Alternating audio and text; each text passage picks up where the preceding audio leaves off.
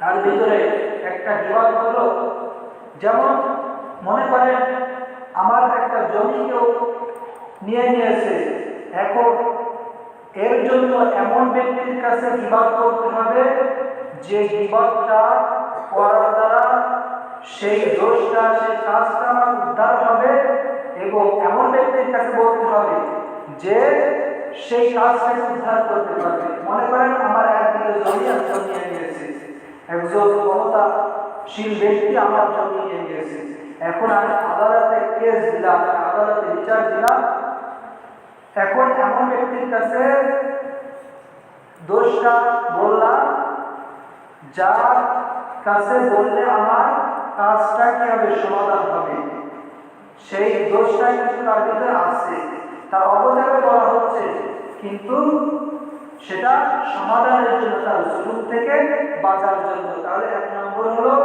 অপরের জুলুম থেকে বাঁচার জন্য এমন ব্যক্তির কাছে বলতে হবে যার কাছে বললে সেই কাজটা সমাধান হবে। এমন ব্যক্তির কাছে বলতে হবে যার কাছে বললে কাজটা সমাধান হবে। এক নম্বর গেল। আরেকটা হলো এমন ব্যক্তি, ধরেন আমার একজন সন্তান আছে, আমার একজন উস্তাদ আছে, সে উস্তাদ পদ দিয়ে যাচ্ছে, তো আমার সন্তান সে উস্তাদের সঙ্গে একটা বেয়াদবি করেছে, তো বেয়াদবি করার কারণে সন্তানকে কিছু বলেনি, কিন্তু তার সংশোধনের জন্য আমাকে বলতেছে, আমি পিতা, আমাকে বলতেছে যে তোমার সন্তান আমার সঙ্গে বেয়াদবি করেছে। তাহলে তার এই সংশোধন করার জন্য তার ভিতরে থাকা দোষ, এই দোষটাকে বলা যাবে এমন ব্যক্তির কাছে যার কাছে বললে সেই দোষটা সমাধান হবে, সেই দোষটা সংশোধন হবে। তাহলে 2 নম্বর বুঝলাম আমরা, এমন দোষ যেটার সমাধান হয়, যেটা সংশোধন করা যায়। আরেকটা হলো যে মনে করেন আমার একজন বন্ধু আছে, সে বন্ধুর কাছে একজন টাকা ধার চাইতেছে, কর্জ চাচ্ছে, কর্জে হাসানা চাচ্ছে, তো কর্জে হাসানা চাওয়ার পূর্বে আমার কাছে পরামর্শ চাচ্ছে।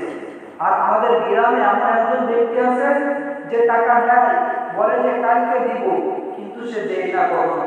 এমন এক ব্যক্তি আমার কাছে কর্জ চাচ্ছে, তো আমি বন্ধু আমার কাছে জিজ্ঞেস করতেছে, বন্ধু আমি কি টাকাটা দিব? তখন আমি তাকে কানে কানে বলতেছি কি যে সে কিন্তু এরকম লোক, সে টাকা পয়সা কিন্তু দেয় না, বলে যে কালকে দিব কিন্তু দেয় না। তাহলে আরেকজনকে ক্ষতি থেকে বাঁচানোর জন্য তার ভিতরে থাকা দোষ, এটা বলা জায়েজ আছে। তাহলে এই 3 প্রকারের দোষ বলা জায়েজ আছে, এই 3 প্রকারের গীবত করা জায়েজ আছে। আর এই 3 প্রকার ছাড়া যত প্রকার আছে সবগুলো কি হারাম।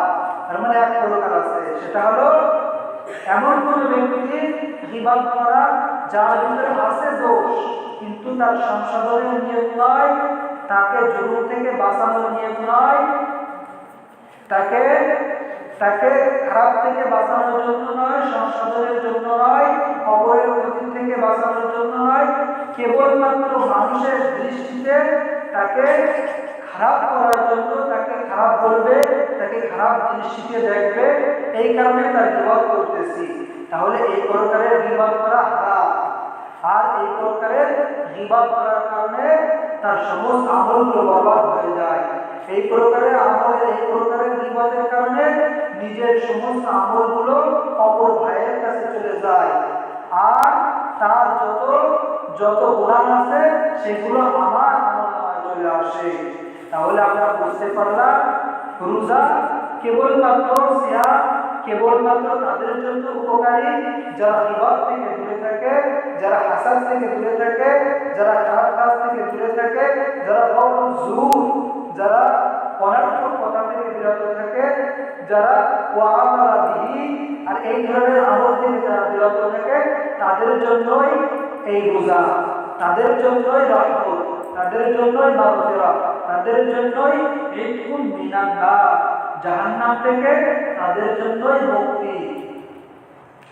আর একটা বিষয়, হাসাদ আর হিংসা, বাংলায় বলা হয় হিংসা আর হিন্দি বলা হয় হাসাদ। এই হাসাদটাও কিন্তু অনেক বড় একটা অপরাধ। এটা তো গীবত তো কেবলমাত্র বান্দার দোষ চর্চা করা হয়। আর হাসাদ এমন একটা দোষ যেটা আল্লাহ তাআলার দোষকে চর্চা করায়, আল্লাহকে নিয়ে আল্লাহর দোষ চর্চা করায়। কেমন? মনে করেন হাসাদ বলা হয় যে আমার আপন কোনো ভাই উপকৃত হচ্ছে, তার সম্পদ আছে, কিছু ধন সম্পদ আছে, আমার সহ্য হচ্ছে না, আমার ভিতরে জ্বালা করা শুরু হয়ে গেছে। সে বড় হবে, সে 10 তলা করবে, সে আল্লাহর রাস্তায় খরচ করবে, এটা আমি সহ্য করতে পারছি না, এটা আমি সহ্য করতে পারতেছি না। অথচ এই সম্পদ আল্লাহ তাআলা দিয়েছে। তাহলে তারপরে কার দোষ চর্চা করা হচ্ছে? মূলত এই সম্পদ আল্লাহ তাআলা দিয়েছে, তাহলে আল্লাহ তাআলার দোষ চর্চা করা হচ্ছে, আল্লাহ তাআলাকে গালমন্দ করা হচ্ছে, আল্লাহ তাআলাকে অপমানিত করা হচ্ছে। তাহলে হাসাদটা কি তার থেকেও মারাত্মক, তার থেকেও বড় গুনাহ। তাহলে এই হাসাদ, এই হিংসা, এর থেকেও কি করতে হবে? দূরে থাকতে হবে।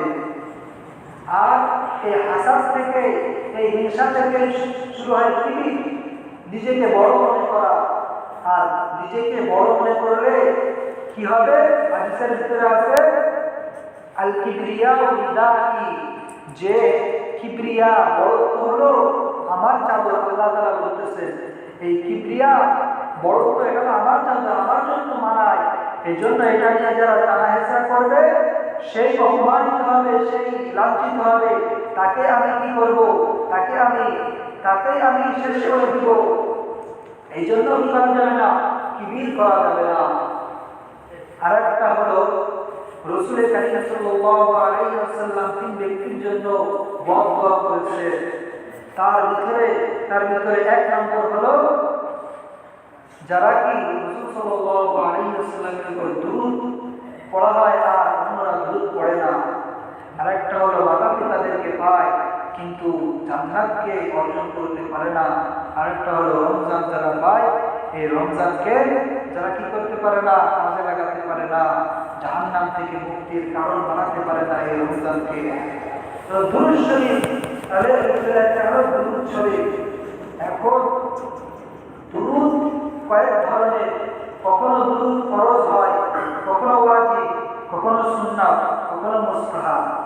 এখন ফরজ কোন সময়? গুরুত্বপূর্ণ একটা বিষয় দুরূদের বিষয়। ফরজ কোন সময়? ফরজ হলো একজন মানুষ